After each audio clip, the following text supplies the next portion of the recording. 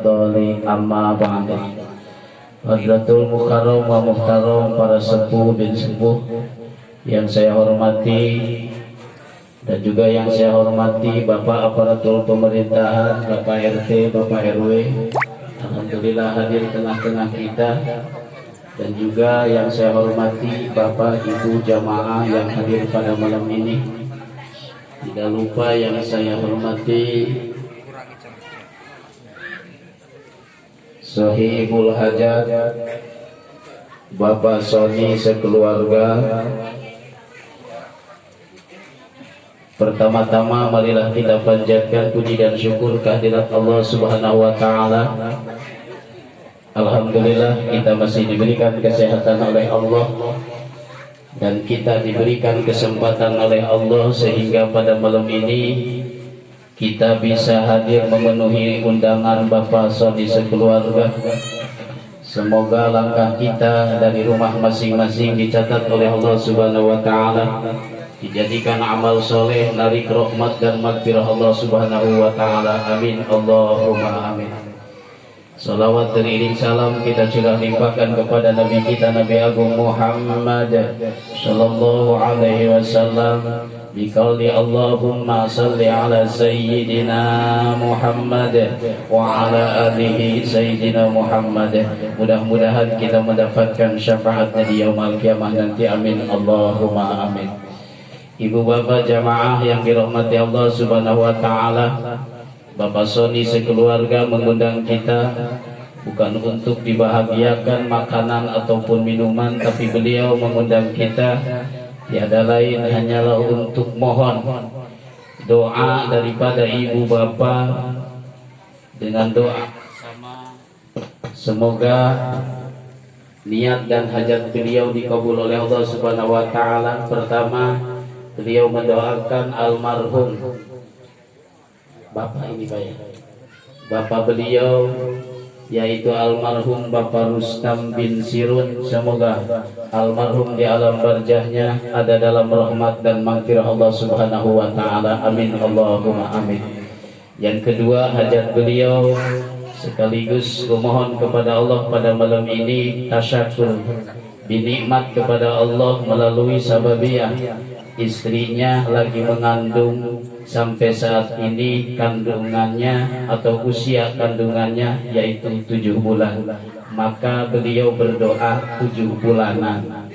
Ada 4 bulanan, ada 7 bulanan. Maka alhamdulillah Bapak Sony sekeluarga ini melaksanakan salah satu amalan yang dilakukan oleh Ahlus Sunnah wal Jamaah. Karena kandungan atau bayi 7 bulan ini kondisinya tua, 4 bulan ditiupkan ruh, 7 bulan tua. Makanya kalau kita, orang tua kita pun tersering berdoa atau baca doa. Biasanya kalau di kampung-kampung baca surat Maryam, surat Yusuf. Tujuannya apa? Biar ta'aluk. Kalau Nabi Yusuf, siapa tahu nanti anaknya laki-laki, biar tampannya, solehnya seperti Nabi Yusuf, ta'aluk. Kalau anak lahirnya perempuan, biar ta'aluk kepada Siti Maryam, kesolehahannya. Tapi insya Allah kita dengan doa nanti, kalau kita sudah jelas nanti anaknya tidak jauh dengan bapaknya sama ibunya, betul.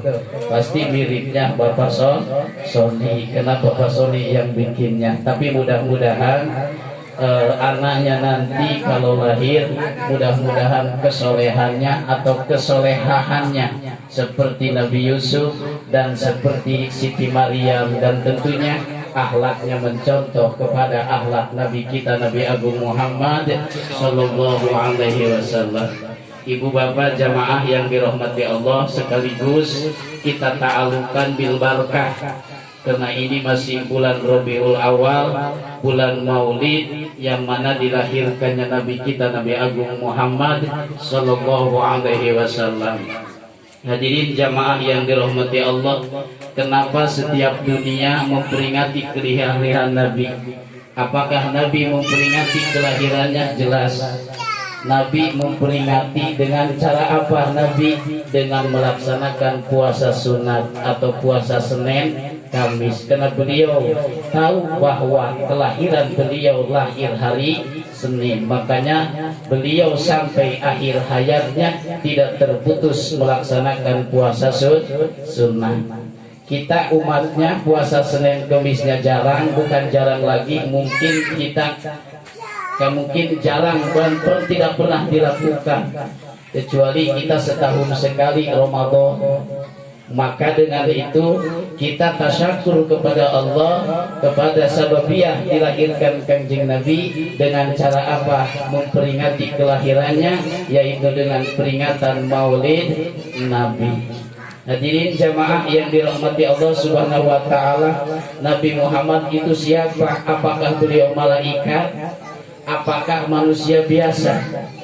Kata Imam Busiri, Muhammadun basyarun laisa kal basari. Nabi Muhammad itu manusia, makhluk seperti kita, cuman lain daripada kita.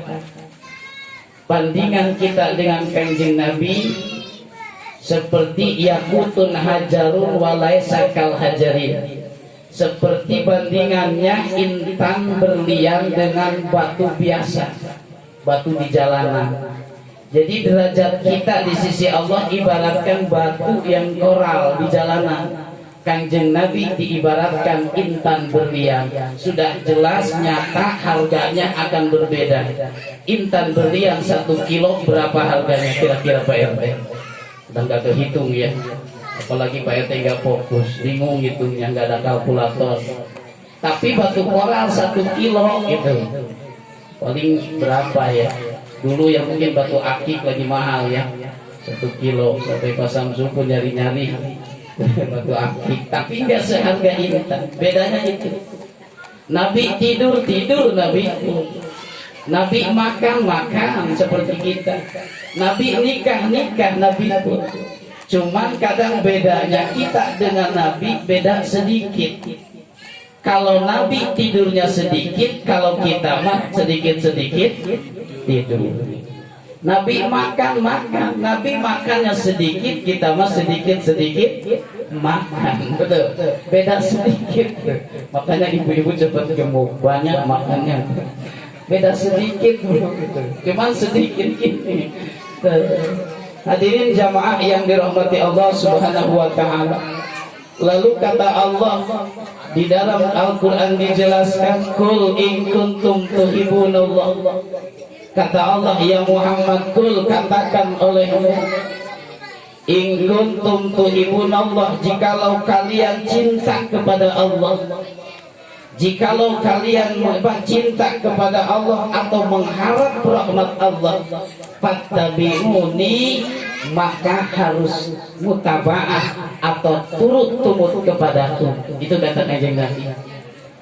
Jadi ketika kita mengaku cinta kepada Allah, harus turut kepada Kanjeng Nabi, melaksanakan perintah Kanjeng Nabi. Apa yang perintah Kanjeng Nabi? Pasunatannya itu ketika kita ma'abah kepada Allah, harus turut kepadaku, kata Kanjeng Nabi. Nah, ketika orang sudah mutabaah, sudah turut kepada Kanjeng Nabi, maka akan mendapatkan 2 keberuntungan. Pertama, yuhibbukumullah, akan disayangi oleh Allah atau mendapatkan rahmat Allah. Di antaranya apa? Sunnah Nabi, duha, qobliyah, ba'diyah, sholat hajat, sholat witir, sholat malam, tahajud. Itu sunnah Nabi. Kita kalau cinta kepada Kanjeng Nabi, jangan lupa pasunatan tersebut. Dan cinta kepada Allah harus turut kepada Kanjeng Nabi, melaksanakan perintah Kanjeng Nabi. Sayang kepada fakir miskin, anak-anak yatim, itu yang dicintai oleh Nabi. Maka tidak jadi cinta kepada Allah kalau kita tidak mutabaah kepada Kanjeng Nabi. Banyak sholawatnya, apalagi di bulan Maulid. Ibu bapak, kita pegang tasbih, baca sholawat, atau tidak tasbih, hitung jari kita. Ini akan menjadi saksi. ketika kita pada maghrib atau kita pada isya atau kapan saja, karena kalau sholawat tidak mesti harus punya wudhu, atau kita tidak mesti harus posisi di masjid, dimanapun, mau di tempat kerja. Jadi banyak sholawat dihitung dari jari. Allahumma sholawat, mau sholawat nariyah monggo, mau sholawat ibrahimiyah monggo, mau sholawat mujiat silahkan, mau sholawat kita yang Jibril silahkan. Cuma sholat paling pendeknya sholawat yaitu sallallahu ala Muhammad, tidak ada yang lebih pendek lagi, cukup seitu. Sallallahu ala Muhammad, sallallahu terus di bulan Ramadan Maulid ini diniatkan takdiman wa takriman karena dilahirkan Kanjeng Nabi, itu pun sudah jadi maulidan sholawat. Sehingga kata Kanjeng Nabi, barang siapa yang membaca sholawat 1 kali, Allah menurunkan rahmat 10 rahmat kepada orang tersebut. 10 kali membaca sholawat dibalas oleh Allah 100 rahmat. 100 kali membaca sholawat Allah balas 1000 rahmat. Nyampe sehari kita membaca sholawat 1000 kali, lam yamutta hatta yubashiru bil jannah, orang tersebut tidak akan dicabut dulu ruhnya oleh Allah, sehingga disenangkan dulu, dibahagiakan dulu dengan surganya Allah. Jadi pas sakaratul mautnya itu sudah melihat surganya Allah, nikmat itu, diberikan kenikmatan. Bayangin, kita mau kembali kepada Allah, sudah diperlihatkan tempat kita surga yang begitu luar biasa kenikmatannya, saking senangnya sehingga tidak tahu